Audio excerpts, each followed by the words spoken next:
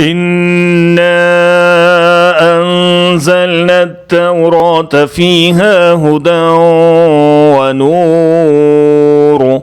يحكم بها النبيون الذين أسلموا للذين هادوا والربانيون والأحبار بما استحفظوا من كتاب الله وكانوا عليه شهداء فلا تخشوا الناس واخشوني ولا تشتروا بآياتي ثمنا قليلا ومن لم يحكم بما أنزل الله فأولئك هم الكافرون। बेशक हमने नाजिल फरमाई तौरात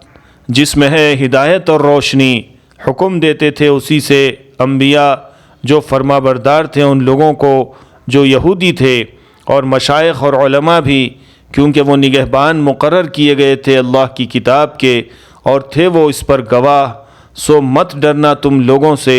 और डरते रहना मुझसे, और न बेच डालना मेरी आयतों को हकीर मुआवज़े पर, और जो ना हुक्म दे उसके मुताबिक जो नाजिल फरमाया अल्लाह ने, तो यही लोग हैं जो हैं काफिर।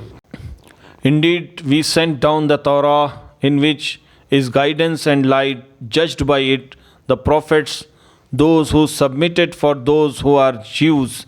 and the rabbis and the priests by which they were entrusted of Allah's scripture,